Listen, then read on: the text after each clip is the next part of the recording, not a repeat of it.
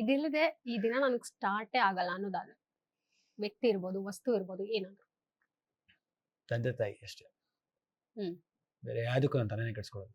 ಇರ್ರಿಪ್ಲೇಸಬಲ್ father mother ಅಷ್ಟೇ. One habit ನಿಮ್ದು, ನಿಮ್ಮ ಫ್ರೆಂಡ್ಸ್ ಯಾವಾಗಲೂ ಟೀಸ್ ಮಾಡ್ತಾರೆ. ನನ್ನ ಫ್ರೆಂಡ್ಸ್ ಟೀಸ್ ಮಾಡೋದಂದ್ರೆ ಎಲ್ಲರೂ ಹೇಳ್ತಾರೆ ತುಂಬಾ ಸಿಂಪಲ್ ಆಗಿ ಹೋಗ್ಬಿಡ್ತೀಯಾ, ಸಿಂಪ್ಲಿಸಿಟಿ. ಅಂದ್ರೆ ಹೀರೋ ಆಗಿ ನೀನು ಒಂದು ಆಟಿಟ್ಯೂಡ್ ಮೇಂಟೈನ್ ಮಾಡ್ತಲ್ಲ, ಹೋಗ್ತಾ ಒಂದು ಒಳ್ಳೆ ಕಾರಲ್ಲಿ ಇಬ್ರು ಬೋನ್ಸ್ ಹಾಕೊಂಡು ಹೋಗು, ಶೋ ಮಾಡ್ತಾಳೆ ನೀನು ಅಂತ ನನ್ನ ಫ್ರೆಂಡ್ಸ್ ಯಾವಾಗಲೂ ಟೀಸ್ ಮಾಡ್ತಾರೆ. Promotional friends. ಬಟ್ ನನಗೆ I don't really enjoy that high. ನನಗೇನಂದ್ರೆ ಕ್ಯಾಮ್ರಾ ರೋಲ್ ಅಂದ್ರೆ ಅಲ್ಲಿ ಹೀರೋ ಅಂತ ಅನ್ಸ್ಬೇಕು. I am real hero. But ನನಗಂದ್ರೆ ಕ್ಯಾಮ್ರಾ ರೋಲ್ ಅಂದ್ರೆ 70mm ಸ್ಕ್ರೀನ್ ಅಲ್ಲಿ ನಾನು ನೋಡಕ್ ಬಂದವರು ತಲೆ ತೆಗಿಸ್ಬೋದು. ನಮ್ಮ ಹುಡುಗ ಇದ್ ಬರಲ್ಲ, ಅವ್ನು ಬರಲ್ಲ ಕಂಡ್ರೆ ಅದಿರ್ಬೋದು. ಸೊ ನನಗೆ I want to perform there. I just like being quiet here ಅಷ್ಟೇ. ನಿಮ್ಮ ತಾಯಿ ಆಫನ್ ನಿಮ್ಗೆ ಹೇಳುವಂತಹ ಒಂದು ವರ್ಡ್? ಅಡಿಗೆ ನೀನ್ ಹೇಳಿದೆಲ್ಲ ಮಾಡಕ್ಕಾಗಲ್ಲ, ಯಾಕಂದ್ರೆ ನನಗೆ ದಿನ 5 ಐಟಮ್ ಇರ್ಬೇಕು. ಒಂದ್ ಸೀಕ್ರೆಟ್ ಟ್ಯಾಲೆಂಟ್ ನಿಮ್ಮ ಫ್ಯಾನ್ಸ್ ಇನ್ನೂ ಗೊತ್ತಿಲ್ಲ ನಿಮ್ ಬಗ್ಗೆ. ಬ್ಯಾಕ್ ಎಂಡ್ ಅಲ್ಲಿ should not be saying this. I can edit little well ಅನ್ಸುತ್ತೆ. Okay. So yeah, ವಿಷ್ಣುಪ್ರಿಯದೆಲ್ಲ ಗ್ಲಿಮ್ಸಸ್ ಎಲ್ಲ ಕೊನೆಗೆ ಏನು ನೋಡಿದ್ರೆ it was all done by my team. So sit back and edit well. ನಿಮ್ಮ ವ್ಯಕ್ತಿತ್ವವನ್ನ ನಿಮ್ಮ ಮುಖದ ಎಕ್ಸ್ಪ್ರೆಷನ್ ಅಲ್ಲಿ ತೋರಿಸೋದಾದ್ರೆ, ಆರ್ ಎಲ್ಸ್ ನಿಮ್ ಎಮೋಜಿ ಮೂಲಕ ತೋರಿಸೋದಾದ್ರೆ ನಿಮ್ಮ ವ್ಯಕ್ತಿತ್ವವನ್ನ? ಅರೆ ಅದು 2 ಸೈಡ್ ಇದೆ ಮೇಡಮ್. ಅದು ಎರಡು ಸೈಡ್ ತೋರಿಸಿ ಪರವಾಗಿಲ್ಲ. ಜನ ಇದ್ದಾಗ I am very smile quiet. ಜನ ಇಲ್ಲಿ ಯಾರು ಇಲ್ಲ, ನಾನು ಪಾಡಿದ ಇರ್ತೀನಿ. ಅಂದ್ರೆ ಯಾರಿಗೂ ನಾನು ತೊಂದರೆ ಕೊಡಲೇನಿಲ್ಲ. I don't care about anything to be very honest.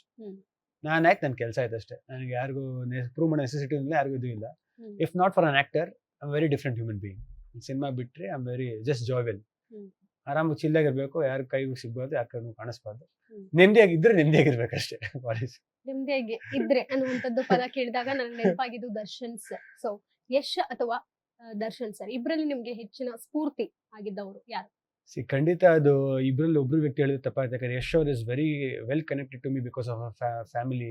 ಆಮೇಲೆ ನಾವು ಸಿನಿಮಾ ಮಾಡಿದ್ವಿ. ಸೊ ನನಗೆ ತುಂಬಾ ಪರ್ಸನಲ್ ಆಗಿ ಪರಿಚಯ ಇರೋ ವ್ಯಕ್ತಿ, ಹಾಗೂ ಕನೆಕ್ಟ್ ಟಚ್ ಇರೋ ವ್ಯಕ್ತಿ ಕೂಡ.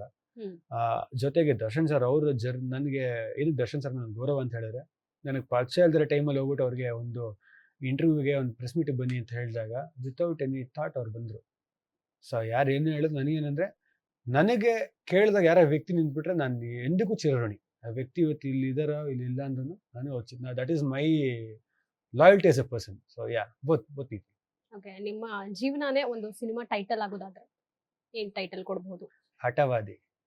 ಹಠವಾದಿ. ಹಠವಾದಿ. ಈ ಸೆಲೆಬ್ರಿಟಿ ಟ್ಯಾಗ್ ಅನ್ನುವಂಥದ್ದು ನೀವು ಯಾವತ್ತಿಗೂ ಯೂಸ್ ಮಾಡಿಲ್ವಾ? ಒಂದ್ ಕಡೆ ಯೂಸ್ ಮಾಡ್ತೀನಿ, ಕಾರ್ ಟಿಂಟ್ ಹಾಕಿರ್ತೀನಿ ಅಷ್ಟೇ ಅನ್ಕೊಂಡೆ. ಸೊ ಹೇಳಿದಾಗ ಹೇಳ್ತೀನಿ ಸರ್ ಹಿಂಗೆ ಹೇಳಿದಾಗ ಅಷ್ಟು ಗೊತ್ತಾಗ್ತದೆ. ಯಾಕಂದ್ರೆ ಶೂಟಿಂಗ್ ಅಲ್ಲಿ ಇದ್ದಾಗ ಕೆಲಸಕ್ಕೆ ಕ್ಯಾರವನ್ ಹೋಗಲ್ಲ, ಅಲ್ಲೇ ಬಟ್ಟೆ ಚೇಂಜ್ ಮಾಡ್ತಾ ಇರ್ತೀವಿ. ಅದಕ್ಕೆ ಸೇಫ್ಟಿ ಪ್ರೈವಸಿ ಪರ್ಪಸ್ ಆಗುತ್ತೆ. ಈಗ ಪ್ರೊಡ್ಯೂಸರ್ ಬಗ ಅಂದಿದ ತಕ್ಷಣ ಒಂದಷ್ಟು ಫ್ಲರ್ಟ್ಸ್ ಅನ್ನುವಂಥದ್ದು ಇದ್ದೇ ಇರುತ್ತೆ. ಸೊ ಹಾಗಾಗಿ ನೀವು ಮಾಡ್ತಿದ್ದೀರಾ ಅಂತೆಲ್ಲ ಹೇಳ್ತೀರಾ. ನಿಮ್ಮ ಜೊತೆ ಯಾರಾದ್ರೂ ಫ್ಲರ್ಟ್ ಮಾಡಕ್ ನೋಡಿದ್ರೆ ನೀವು ಗೋ ಫಾರ್ ಅನ್ನುವಂಥದ್ದು ಲೈನ್ ಏನ್ ಹೇಳ್ತೀರಾ?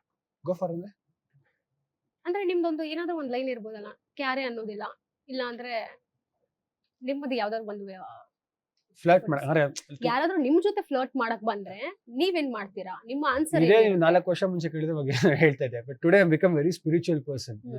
ನಾನು ಇವತ್ತಿಗೆ I don't flirt with people, but I know lot of people ಎಲ್ಲ ಚೆನ್ನಾಗಿ ಮಾತಾಡ್ತಾರೆ. ಸೊ ಆ ಝೋನ್ ಇಲ್ಲ ನಾನು ಇವತ್ತಿಗೆ. Zone of only making movies, very honest.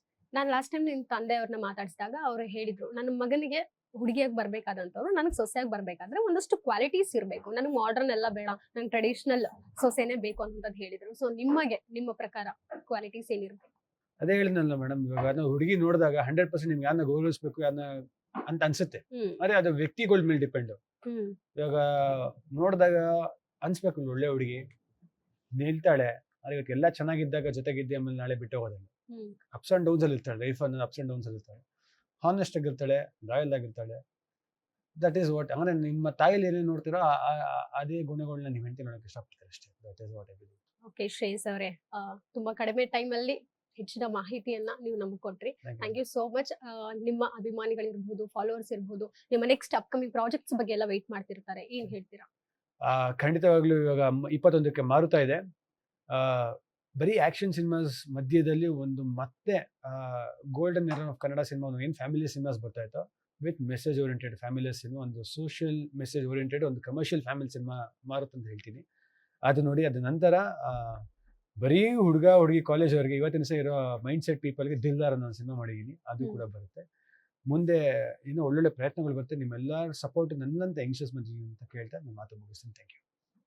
Sandalwood ಪಟ್ಟೆ ಹುಲಿ ಮುಂದಿನ ದಿನಗಳಲ್ಲಿ ಎಲ್ಲ ಹುಡುಗಿರ ದಿಲ್ದಾರ್ ಆಗ್ತಾರೆ ಅನ್ನುವಂಥದ್ದು ಈಗ ಖಚಿತವಾಗ್ತಾ ಇದೆ. ಇನ್ನೇನು ಕೆಲವೇ ದಿನಗಳಲ್ಲಿ ಭಾರತ ಸಿನಿಮಾ ಕೂಡ ರಿಲೀಸ್ ಆಗ್ತಾ ಇದೆ ರಾಜ್ಯಾದ್ಯಂತ. ಹೀಗಾಗಿ ಶ್ರೇಯಸ್ ಅವರಿಗೆ ಖಂಡಿತವಾಗ್ಲೂ ಎಲ್ಲರ ಸಪೋರ್ಟ್ ಬೇಕಾಗಿದೆ. ಯಾಕಂತ ಹೇಳಿದ್ರೆ ಗೋಲ್ಡನ್ ಸ್ಪೂನ್ ಇಂದ ಬಾಂಡ್ ಅಂದಿದ ತಕ್ಷಣ ಅವರು ಪರಿಶ್ರಮ ಪಟ್ಟಿಲ್ಲ ಅಂತಲ್ಲ, ಎಲ್ಲವನ್ನೂ ಸಹ ಪಿನ್ ಟು ಪಿನ್ ಏನೂ ಮುಚ್ಚಿಡದೆ ಎಲ್ಲವನ್ನು ತಮ್ಮ ಅನುಭವವನ್ನ ತಮ್ಮ ಜನರ ಮುಂದೆ ಇರ್ಬೋದು, ಪ್ರೇಕ್ಷಕರ ಮುಂದೆ ತೆರೆದಿಟ್ಟಿರುವಂತದ್ದು. So thank you Shreyas ji, ನಮ್ಮೊಟ್ಟಿಗೆ ಇವತ್ತು ಜಾಯ್ನ್ ಆಗಿರುವಂತದಕ್ಕೆ.